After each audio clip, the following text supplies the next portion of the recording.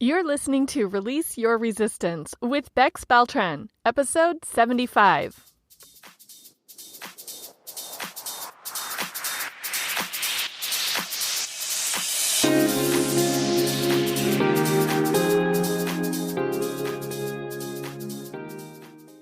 Welcome to Release Your Resistance. This is Bex. The only reason why any of us don't have what we want in life is because of our own resistance. Right now, I'm learning how to recognize and release my resistance, and this podcast tells you how you can release your resistance so that you can live the exact life that you want. Let's get started. Ever since last week's Love to Learn episode, I have been thinking about different ways that people do learn. Do you know that people have different learning styles? Some people are visual learners. That's me. I love to see graphics and pictures, and I really like to take notes while I learn. And some people are auditory learners. Maybe this is you. Maybe this is why a podcast is such a great way for you to learn new things. And some people are kinesthetic learners. They learn by doing. They learn with motion and movement and action. And as I was thinking about kinesthetic learning, I remembered one way to take in new information is to incorporate movement and action when you want to learn or remember something. In fact, back in my corporate training days, when we outsourced to a sales training company, they came in and they had this whole learning technique where they were teaching our employees a new process that everyone was supposed to adopt. And the sales training company actually had gestures set up for every step of the process, almost like a chant with motion. And it was a very unique way to teach and to learn something. And it was very memorable. And it did get a few laughs, of course, because we looked like we were doing group synchronized charades. And all of this got me thinking about how I would teach someone the 5-step process that I use in my coaching and in my own self-coaching. And how would I teach these steps with actions or gestures? And that's what got me into the idea of this episode of motion and the model.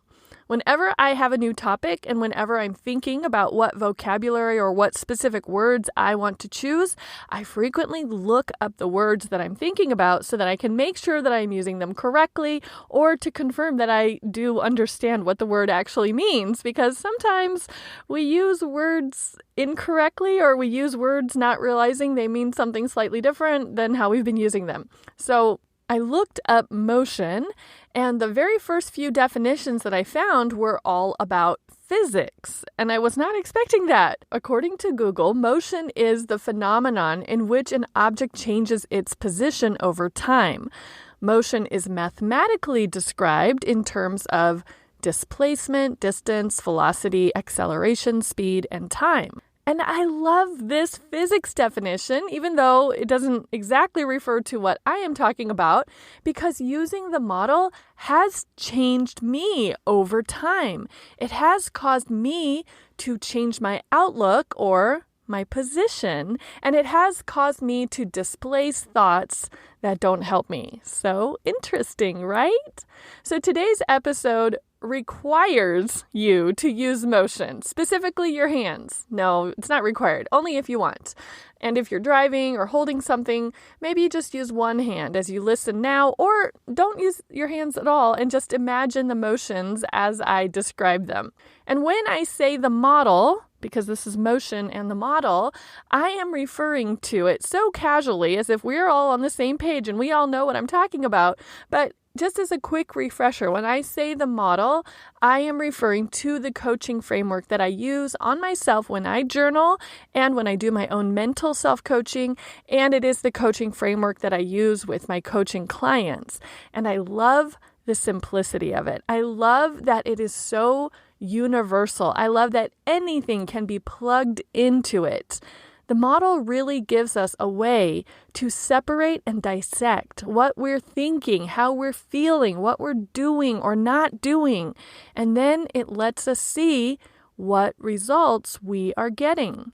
I have an episode about the model where I explain how and why I use the model with an example of it from early last year. And now is the perfect time to revisit this topic and dive a little bit deeper in and teach it to you again, or refresh your memory or your understanding of the model with some motion so that you can mentally or maybe even actually physically practice it. And I also want to share an example that popped up this week as I was talking about it and teaching the motions. The model is an acronym, CTFAR. And each of the letters stands for one element of the framework. So C is about the circumstance. T is about the thought. F is about the feeling. A is for the action or inaction. And the R is the result. So let me tell you what each of these mean, and then I'll tell you the corresponding motion that you can use to act it out along if you have a free hand, or if it won't hurt anything if you wave and move your arms around and make hand gestures along with me. The first part of the model is about reality. It's about noticing what is actually happening. And hopefully you heard the emphasis when I said is. It's like all caps and maybe bold. Is. This is what is happening. When we talk about reality, put your hands up above your head with your palms facing each other, but not clapped together. And then open your arms in an arching way coming down. It's almost like you're outlining a rainbow over your head. So this is the motion that I use to describe reality. It's like, okay, this is what's happening. It's what's all around us. It's what everyone can see. There is no disputing reality. There's no arguing with reality. Although, of course, sometimes we try to argue against reality without much success. So reality means everyone can see it and agree to it. There's just no question. It's also neutral. It's not good. It's not bad. It just is reality. The next one is the motion for what I am making reality mean. It's what I am thinking about what is happening. It's the sentence in my mind. And since it's like a sentence that my brain is telling me, I use air quotes. To do this motion, use 2 fingers on each hand. You have them up on each side of your face, parallel kind of to your eyes, and you curl your fingers down and then back up. Down and then back up at the same time. You do that a few times to make air quotes. Hopefully you're doing this with me right now. It is very fun. And hopefully you recognize what I mean when I say air quotes. And really, this is kind of just a way of saying that's your thought. That's what you think. That's what you are saying, but it's not necessarily reality. And I think sometimes, like in conversation, we use air quotes to mean apparently when we don't necessarily agree with what we're quoting that maybe somebody else has said. So whatever thought you have about reality, that's what you think, but everyone wouldn't necessarily agree with it. So that's why it gets air quotes. The next motion is for how I am feeling. For feeling, I put both of my hands, one on top of the other, with my palms flat against my body, on my chest. If you were to demonstrate a strong feeling about something, you might put your hand on your chest, right? To demonstrate that you feel something. So try it right now. Maybe you can even feel your heartbeat, or you can feel your breath going up and down in your chest. And then, if necessary, you could even slide your hands maybe outwards towards your arms so that you have your hands crossed over onto your upper arms, or maybe even onto your shoulders. So it's almost like you're giving yourself a little hug, which goes along with feelings. And this is a good opportunity to take a breath. When I ask myself, what am I feeling? I instinctively close my eyes and exhale while I go inward to really scan my body and to notice, what am I feeling? Sometimes I just notice a sensation first, like tight. I feel tight, or I feel heavy. But sometimes I can immediately say the name of an emotion, like I feel sad or I feel angry. And sometimes I'll ask someone, so what's the feeling? And they'll say another sentence. Maybe they'll say, well, I'm feeling she shouldn't have done that. Okay, so that's another air quote sentence, a thought. She shouldn't have done that. Then I'll ask again. Okay, so how do you feel when you think she shouldn't have done that? Maybe scared or hurt or whatever is the feeling that comes up with that thought. The feeling should usually just be one word, an emotion. And if you aren't able to come up with the emotion at this point, you just know it's not good. Maybe the feeling is bad or terrible. Okay, we can get a little bit more specific and descriptive. And maybe as you check in more with your body and as you deepen into that feeling and allow it to be there instead of resisting it. But really, if the feeling really is just simply bad, we can work with that and move on to the next motion in the model. So far, we've done 3 of the gestures. Do them again with me if your hands are available. We've done the rainbow gesture, which represents reality. We've done the air quotes gesture, which represents what you are making it mean. And we've done the feeling gesture, which is just your hands on your chest. Maybe your eyes are closed and maybe you're tuning into your own body to notice the emotion that you are feeling. The 4th gesture is actually 4 in 1. You make a cross or a plus sign right in front of your chest. You have one hand going straight up and down, and the other hand is perpendicular to it, crossing it in the middle so that the 2 hands look like a plus sign. And this represents the action grid. If you look at the plus sign, you have 4 different corners or 4 different sections in that action grid. And this motion reminds you to think of 4 different things, what you do and what you don't do, both internally and externally. You're going to think of what do you do while you're feeling this emotion, and also what don't you do while you're feeling this emotion that you would normally do in other circumstances. This part of the model is asking, how do you show up? If I were watching you on a video camera or from a distance, this is what I would see you doing and also what you wouldn't be doing. Would I see you smiling? Would I see you hanging your head down? Would I see you talking with other people? Or would I see you not talking to anyone? Would I see you hiding and retreating? The 2 parts of the external, or how you're showing up, is what you do and then what you don't do externally.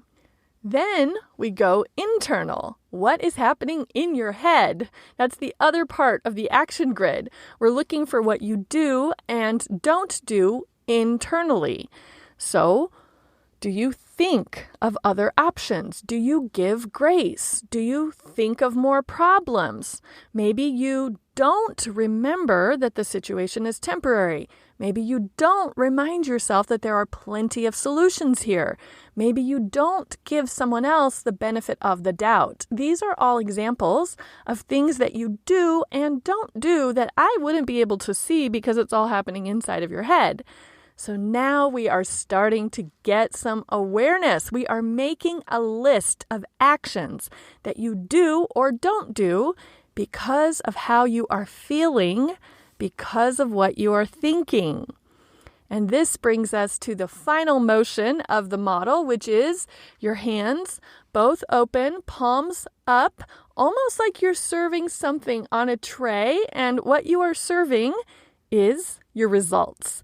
These are the results that you get from doing the things that you do and not doing the things that you don't do, both internally and externally. It's what you create for yourself with your actions. And that is the entire model all acted out in motion. And earlier this week, I was describing these motions and the model to a few different people, and I asked for an example from someone in the group. I put her on the spot a little bit, and I said, hey, just tell me about, something that you've been thinking about recently, either good or bad. Just tell me something that's been on your mind. And she said, well, I just got fired. What? Okay, that's a strong, interesting example to use. But yes, let's plug it into the model so that we can see what results are created from thinking the thought, I got fired. Now, just pause here and notice. Some people might say, well, I got fired is a fact. It is reality that everyone would agree with. But I also just want to give the reminder and the encouragement that it is okay, always okay, to dig deeper and really check to see if something is a sentence in your brain in air quotes, or if it is a neutral fact that is part of reality, that rainbow, right? So reality is what everyone sees and agrees on. It doesn't have any adjectives or any charged language.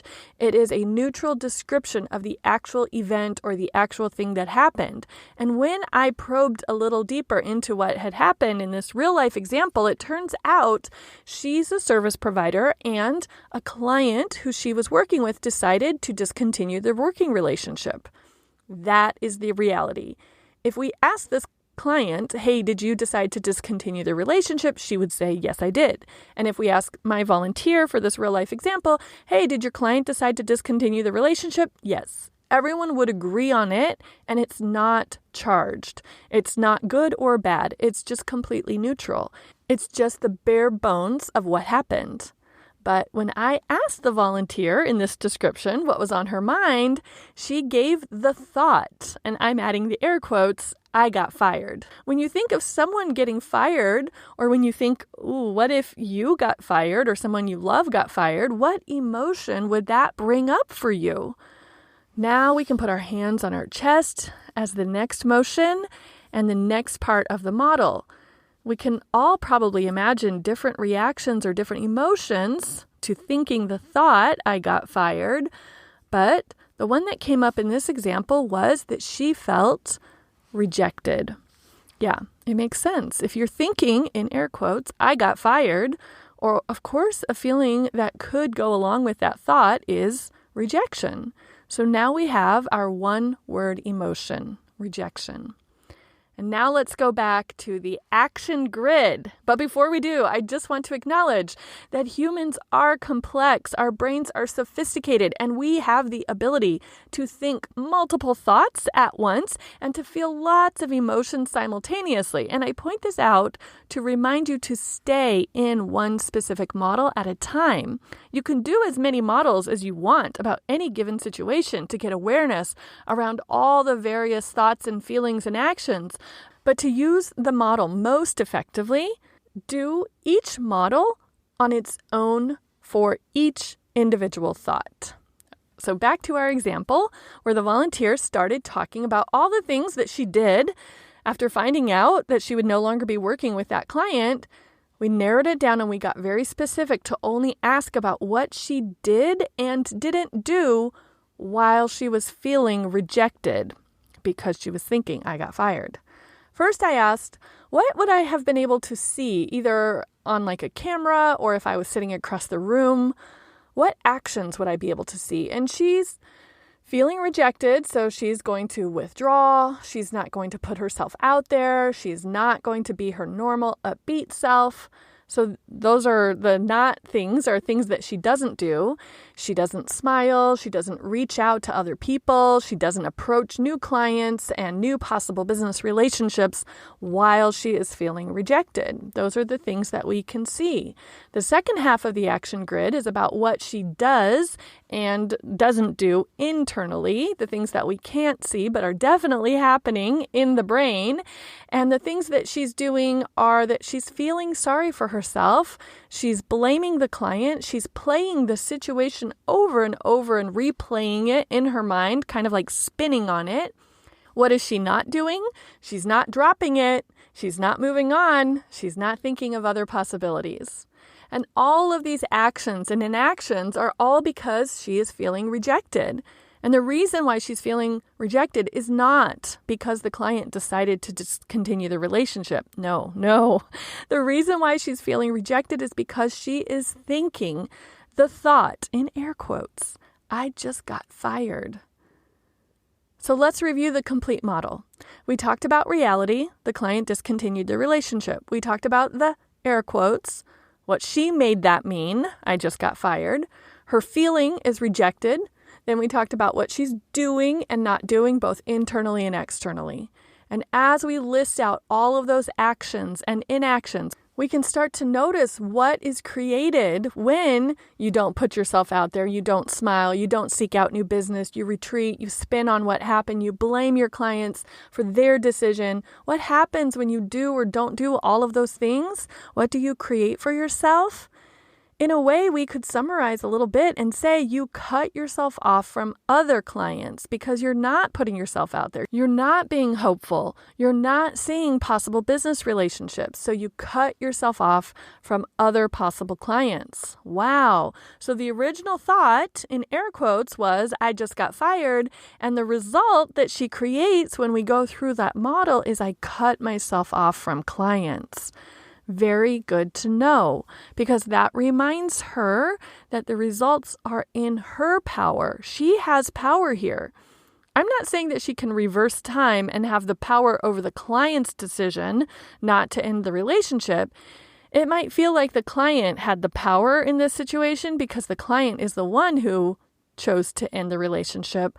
But really, the feeling of rejection came from her thought, I got fired. The action stemming from that feeling of rejection and then the result of cutting herself off from other possible clients is all based on the thought, I just got fired. And she has so many options to think when a client ends a relationship. She could think, I just got fired. But she could also think, okay, I accept the client's decision.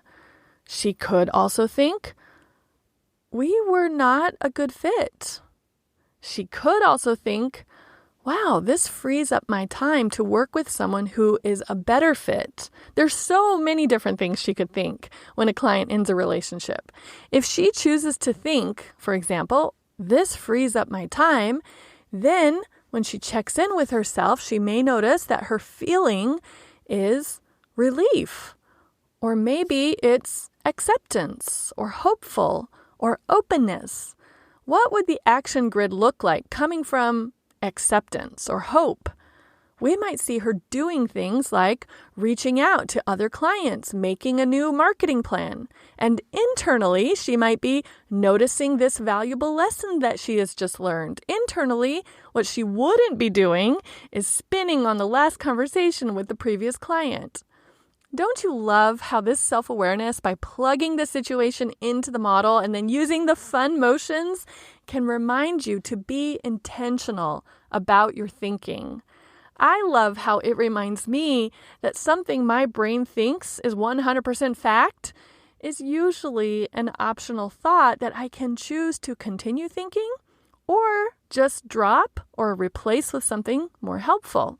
And I love using motions to remember the model because you can start anywhere with the motions. So if you catch yourself thinking, oh, why do I do this all the time? Do is an action, so it goes in the action grid. Then you can work backwards from there. Okay, well, how am I feeling that's making me do this? Or another example, if you catch yourself thinking something and you notice that sentence that you're thinking, remember to put it in air quotes to designate to yourself, you know, that's what you are saying. It is a sentence in your mind. And again, from that place, you can go backwards or forwards. Either find the neutral situation, the reality that doesn't have any descriptors or any charged language that everyone would agree with. And even just defining that neutral situation can be so helpful. Or you could go to the next gesture, the hands on your chest, to notice how you feel when you think that thought in air quotes.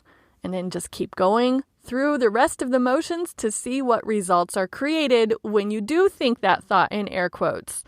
And one last fun comment about motions before we wrap up today. I just said going through the motions, which is a common expression, and usually it describes when we do something rotely without thinking about it, going through the motions. But now you have specific motions to go through that will encourage you to pause, slow down, and get intentional about what you are thinking, feeling, doing, and creating. So moving forward, I really hope you do decide to go through the motions all the time. I give you full permission and encouragement to do this in public and around other people. Who cares how you look? Let them think and wonder what they will. You will know the benefit of what you're doing and why, and it will probably be fun, and it could lead to some really interesting conversations. So, let me know what you think. Do you have any resistance to doing the motions as you do the model? Do you have any questions about anything that I shared today? Leave me a note in the comments at bexby.org/motion, MOTION, or send me an email at hi@bexby.org. Thank you so much for listening today. Happy motioning, and I will talk to you next week.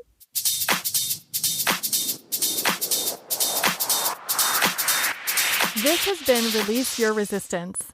Thank you for listening. If you like this podcast, make sure you're subscribed and leave a review on Apple Podcasts. Also, think about someone who you know who would love this episode and share it with them. There should be a share button on your app if you're listening to this on your phone. If you'd like to continue this conversation one-on-one or in real time, come visit me on my site at bexby.org to see how we can work together.